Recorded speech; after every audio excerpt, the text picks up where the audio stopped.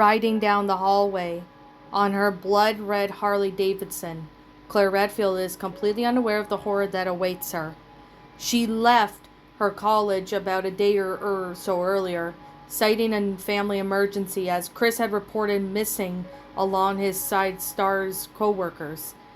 She was granted a leave of absence and immediately packed her bags for her journey to Raccoon City. After a long ride that lasted several hours, she pulled in at the gas station to fuel her bike and take a break. She was exhausted and needed a pick-me-up. Stopping at the payphone, she called her friends back on campus just to let them know she was all right. Apparently, dark rumors were already spreading, and her friends were worried for her. Claire assured them that she would be fine, and her brother didn't teach her self-defense for nothing. She let out a sigh, and as she finally hung up the phone, "Why does everyone think I'm going to get into trouble?" she said to herself as she exited the booth and looked towards the gas station shop. Strangely, the lights were out. Even there was a sign they were open. The RC sheriff's car was parked nearby, and the driver's door was wide open. In front of the shop's door was a fallen torch, a blood trail. What happened here?" she said to herself, walking over and picking up the torch. It still worked. Dare she enter?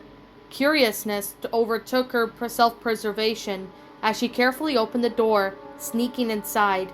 It was pitch black inside and deathly quiet. Cautiously, she made her way through the store towards the back. She heard whimpering and caught a sight of the shadow of her torch beam. It was the clerk, and he was badly injured, bleeding from a terrible wound on his neck. She wanted to help him, but he pointed to the open, reinforced door to the storage rooms. Nodding, she promised that she would come back for him and entered. Following the blood trail, however, the door slammed shut behind her and sealed. The clerk had locked her in, but why? "Hey, what the hell?" she yelled at him, banging on the door. But it did not reopen. Her only choice was to move forward in the darkness. She could hear the sounds of struggling and grunting. What was ahead? Passing through another door, she inched closer and closer to a pair of shadows that were fighting with each other. "Hey, what's going on?" Claire called out, to which the first shadow revealed itself to be the sheriff, barked back. Just stay back, miss. I've got this." However, the momentary distraction was a huge mistake, and it caused the second shadow, horribly disfigured person, to gain self-control. She pushed the sheriff to the ground and pounced on him and sank his jagged, blood-soaked caked teeth into his neck. Slowly, a chunk of flesh was stripped from the sheriff's neck as the poor man screamed and struggled to get him off, but to no avail. Claire would feel a shudder run down her spine at the sound of flesh being torn apart and blood spurting out to the ground as the sheriff's screams quickly turned into blood-choked gargles. Seconds later, he was silent as blood poured from his wound. Then, seemingly zombie-like person got back up, shoveling towards Claire. "What the fuck?" she cried out, pulling her safety pistol, the small deranged style from the revolver, from its holster. "Don't come any closer. I'll shoot!" But the disfigured man paid no heed to her warning and began to shamble towards her. An eerie moan escaped from his dripping lips, and his hands now outstretched towards her. Having never shot someone before, and not knowing why this crazed man was attacking her, Claire couldn't bring herself to kill for a shot, instead opting to put 2 rounds into the man's leg, sending him sprawling on the floor. To her shock, his calf blew clean off, just like a rotted chunk of meat. Unable to stand now, he crawled towards her, still moaning an ungodly sound that chilled Claire to the bone. She backed up more, trying to put distance between her and this thing. She didn't even think he was a man anymore, judging by the very pale skin, chipped and jagged nails, and was his jaw missing parts? She could see his teeth on the right side of his mouth as Schnoo, and which dribbled more blood. Was he, dare she said it, was he a zombie? There was no way in hell zombies were supposed to look like in horror movies and video games. Claire felt her back hit the wall as the monster was still crawling towards her. With no other choice, she aimed her revolver and fired 3 shots and popped his head like an overripe watermelon, spraying gray matter and thick red liquid all over the floor. "What the actual fuck? A real zombie? There's no way!" she exclaimed, trying to make sense of what she had just seen. But now she had a new problem. She was trapped on the back room with no way the way she came, and no bullets left. She only carried 5 loaded in a revolver, never expecting to use them all, or at least at all for that matter. What the hell do I do now? So Claire began to look around the back room, hoping to find some way to get out. Last fortune favor as she found the key to unlock the door nearby. Yes, she nearly cried, her self-relief before snatching up the key and heading for the door. She jammed the key into the lock and got it open before making a beeline back for the front of the store. But what almost made her stop was the more moans coming from that area. She quickly relieved herself to turn on the fear, making her heart almost stop. But she couldn't afford to, so she put on a burst of speed and bolted for the entrance. Shelves were shoveled over, nearly collapsing on top of her as more zombies suddenly seemed to awaken from their dormancy. She passed the clerk who shut her in earlier and was about to give him a piece of her mind when she realized he too had turned, shuffling towards her. "Oh my God!" she screamed, barely dodging the zombified clerk as he lunged for her.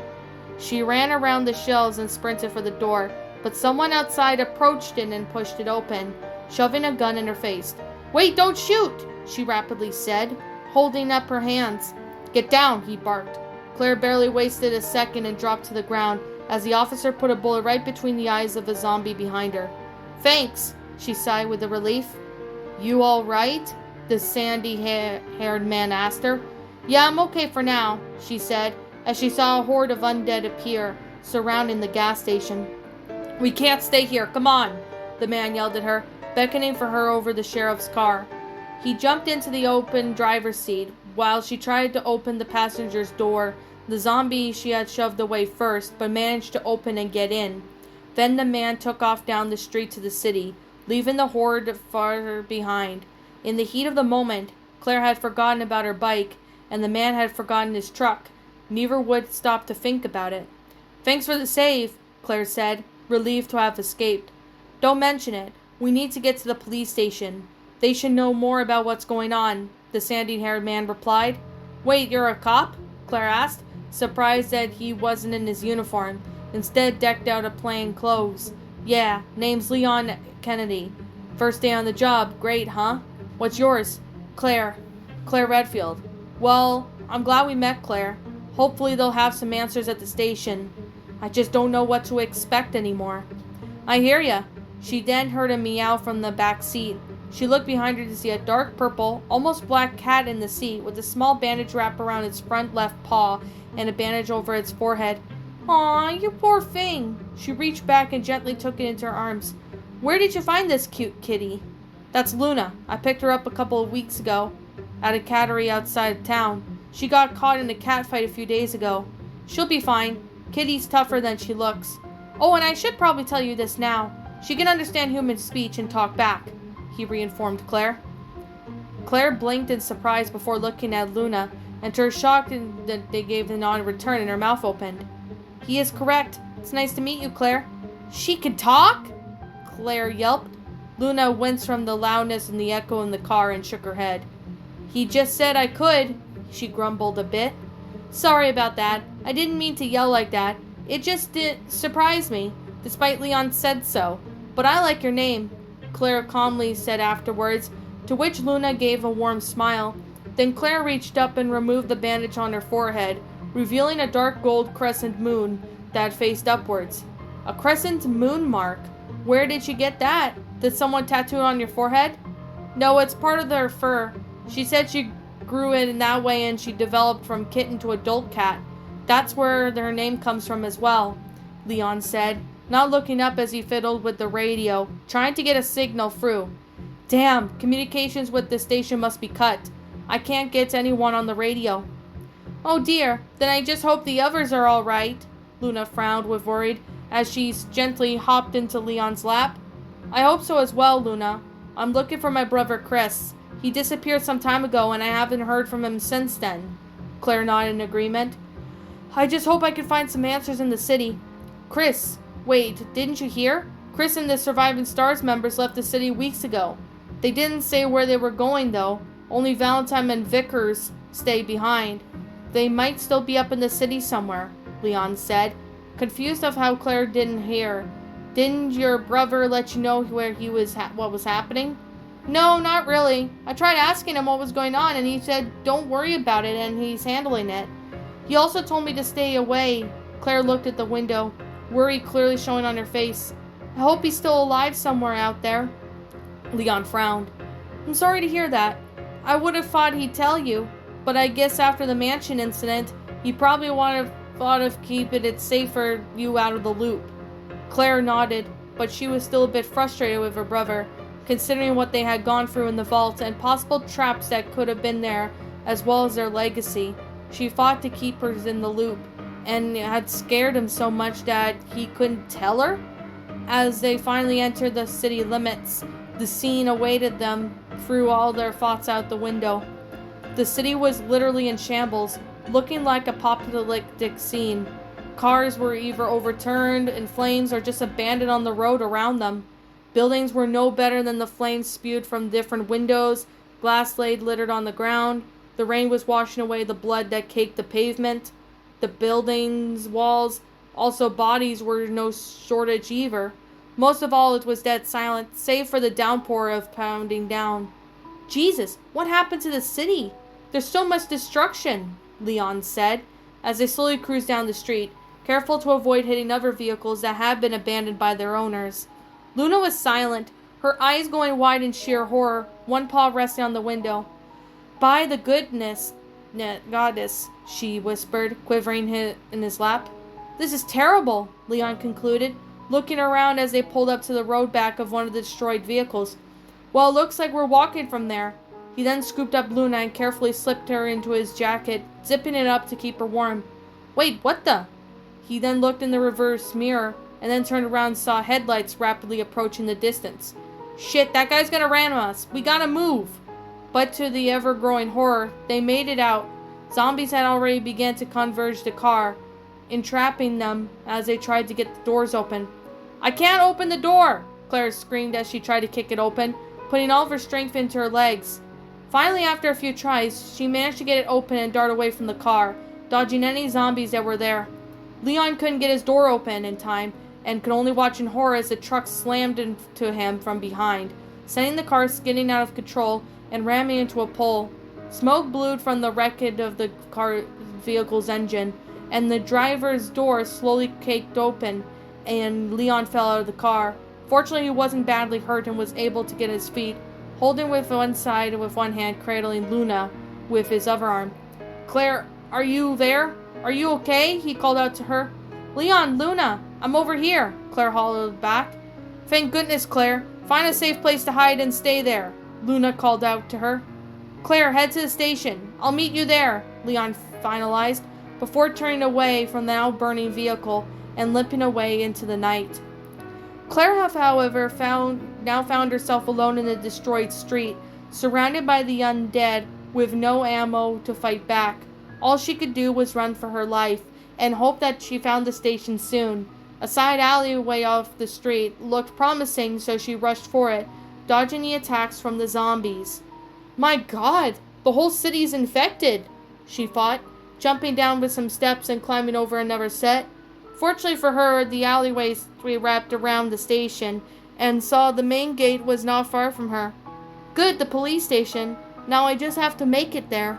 She made her way to the alley's next exit towards the gates, maneuvering around the mass of the abandoned wrecked vehicles while dodging the zombies. Upon reaching the gate, she slipped through and rammed it shut, bolting it up after to keep the zombies out. Now she was alone in the front of the entrance. Approaching the doors, she pushed them open and was impaled by what she saw. The main hall was deserted. There were signs of a huge refugee camp had been setting up, but there had been clothes and supplies scattered everywhere, including bloody rags and footprints. Hello? Is anyone there? She called, to complete silence in return. A computer by the front desk caught her attention, so she walked over. There were activities on the cameras. In it, she saw an officer find some undead, and he was completely desperate, waving a notebook. Marvin, it's Elliot. I got it. I found us a way out. It's all in here. Send backup to the East office immediately. Get me out of here. He held up the notebook to the off camera to clarify his point. He then fought the zombie and vanished out of sight. I should help this guy, Claire said to herself. Leaving the computer alone for now, she then saw a chest nearby and opened it. To her relief, there was some ammo inside, including some that she could load her gun with. Thank God, she smiled a bit, before reaching inside and pulling out some 9mm ammo boxes, storing them in her hip pouch. Now let's go find that officer. Hopefully he'll still be alive. As she ran towards where she last saw him on the monitor, little did she know she had eyes watching her, a spectral form of a woman with long black hair and wearing a red and white outfit, observe her and give her a smile. There she is. I was wondering when she was going to come. At the shutter to the east hallway, she pulled the lever and waited, but the shutter shorted out and stopped partway up. Unable to fit it, she got down on all fours and crawled underneath. She was immediately disgusted by the pool of watery blood that had met her. She was forced to crawl through it as she went under the shutter, back on her feet, and the hall was pitch black. Beneath her, the floor was flooded by inches of water, and she could hear it faintly flowing from somewhere nearby. There were blood everywhere, sleeping bags, and old possessions scattered above. Where have all the refugees gone? Were they all... Forcing herself to keep going despite the obvious danger, she tried to console herself. Come on, Claire, keep it together. You're tougher than this, she muttered to herself under her breath. Further down the hallway, she found her way through a blocked fallen cabinet. Using what strength she could muster, she heaved the weighty cabinet back up against the wall, straining her muscles as she did so. The sound of flowing water was stronger there, and as she looked around, her torch lightened and was probed the cause of flooded toilet. She walked in to double check, and sure enough, all the toilets had been broken and was gushing water. Gross! At least it's clean.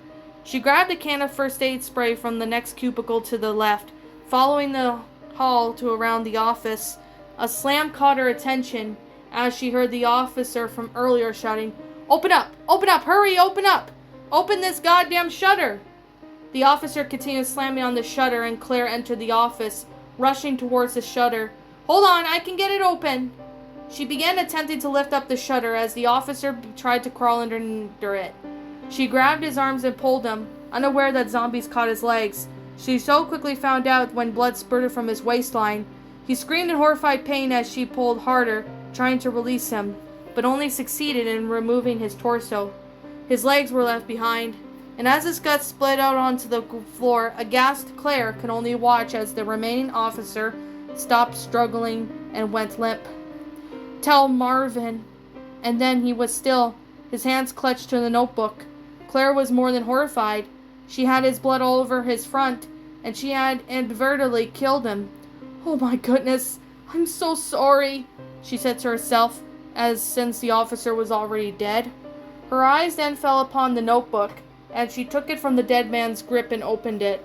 There were 3 drawings of 3 different statues, each with these circles containing images of some kind of code. For now, she would hold on to this. Something told her that she was going to come in handy for it later, but she would have no more time to ponder on what these symbols could mean. The door what she came through was being bashed on, making her jump and skip a beat. More of those zombies were trying to get her through, and she was cornered. She cursed as they finally made their way through, gun raised as she began to fire in the small crowd, trying to take out some of them so she could make a hole for her to escape. She managed to get out of the office, but when zombies smashed the window and began to pour through, she didn't have the ammo for this. She had to run. She sprinted back through the hall, more undead appearing as they came back to life, stirring from the hibernated area. The previously boarded door she passed had been smashed open, and zombies came out of there too, almost grabbing her. She kicked one and sent it flying back to the group, and then ran for the shutter. It had closed, desperate. She got down and tried to force it up, just enough to get through. But as she got halfway through, a zombie got a hold of her legs in an attempt to fang her. She was stuck. She tried to fight it off, but she couldn't move. Was this the end? She cried out for help, terrified that she was going to die. And then, A strong hand grabbed an outstretched and pulled her through the shutter. "I got this," a voice said. A black officer slammed it down on the zombie, crushing its head. He fell backwards against the shutter, holding his stomach in pain, but kept his composure. "You all right?" "Yeah, I'm okay. I can handle myself," she shakily said, gathering her wits. "Good." The man approached and offered her a bloody hand. "Marvin Brand," he said, introducing himself. Claire Redfield," she finally got, answering through her shakiness under control. "Again. Thanks for the save. I thought I was done for." He nodded and painfully made his way to the benches behind the front desk, taking a small computer with him. He began to fiddle with it, while Claire checked herself over to make sure that she hadn't been bitten. Meanwhile, Marvin explained that what had happened at the station before she arrived. Elliot said that he had an idea of how to get out of this place. It was our only remaining plan. With a few options, he wrote everything down on a notebook, but then we lost contact. I found him earlier. I tried to save him, but he was dead by the time I got to him. He gave me this. Claire fished out the notebook from her jacket and handed to him. "I see. I'm sorry you had to see that," Marvin said as he examined the notebook. "Here, take a look at this." Elliot believed that there was a way out underneath the statue. He said 3 keys were needed to open the passage. "So that's what these symbols mean. Do you have any idea where they're located?" she asked him next, wanting to get as much info as possible. "Other than the right one above you, there's another outside the library, but I don't know where the last one is. We couldn't figure out the puzzles to get to the emblems. Maybe you'll have better luck." He paused to examine the computer again, and then looked back at Claire, sizing her up. "You're really Chris's sister?" he asked her. "Yeah, I am. I've been here quite a few times during my college breaks. I was here looking for him, but Leon told me he wasn't there, so I had to come on a wild goose chase on that part. But I'm also trying to find answers on where he disappeared to," Claire replied. "Leon? Damn it, I told him to stay away from that city. I sent a letter to his home, but I guess he left before it was delivered." Marvin winced in pain as he shot through his torso again. "You should focus on finding those emblems. I'll keep an eye out here." "Are you sure? You're badly hurt." "I wish I had something to stop the bleeding," Claire said, examining his wound with a look of worry. "No, I'll be all right. You don't worry about me." He stood up painfully and to pick up his knife in the sheath, and then pressed it on her hand. "Now you take this." Claire looked all ready to refuse, but Steely took from Marvin immediately shut down any argument that she may have, so she took the knife and strapped it to her jacket. He then took a hold of her. His grip was surprisingly strong. "Listen to me, Claire. I got injured because I let my guard down. I did stop to take pity on a friend, and it cost me Brad. He was a good man and a good friend. I should have shot him, but I paused for a second. Don't make the same mistake I did. If you see one of those things, no matter who they are, you can't hesitate. You take it out or you run. You understand me?" She then sat down, wincing again, without waiting for her reply. Claire's expression was one of anguish. She wanted to help, but she knew that she couldn't, even if she could. Marvin made it clear that he didn't want her help. The poor man would likely die without medical attention, so he would rather do so than put her in danger. It made her want to cry, but she had to let it go and move on. So forcing back the tears and threatened to cloud her eyes, she turned and left Marvin, but was still hoped and prayed that she would get to him out before he succumbed to his injuries. Damn it, if only I knew a way to help him. I wish I had the power to do so. Why am I only human? I could do so much more if I had magic. She tried to drown herself in thoughts, but was forced to keep them back in her mind. As she opened the shutter to the western side of the station, she heard something crawling outside of the windows of the reception area and immediately fell backwards into the flight mode, forgetting about Marvin. Cautiously pushing the door open into the hallway beyond, she snuck down the pitchfork corridor, her attention temporarily distracted by his radio clatter from the dead officer's radio. As Claire approached the corpse, her flashlight beam fell onto the side of his head. She almost writhed as she saw the grisly fate. His face had been completely sliced apart by something large and extremely sharp. His jaw almost fell off when she moved his head. "Oh God, I think I'm gonna be sick." She quickly clapped a hand to her mouth, forcing herself to swallow the bile that swelled up in her throat. The smell of it was horrendous, and the sound of the jaw that was nauseating. She then got back up to her feet and turned around back to the corridor. Another officer's corpse was hanging from a broken pipe in the ceiling, pierced through the head. As she passed it, she accidentally brushed the body from her arm, and its head split apart, causing it to drop down on top of her.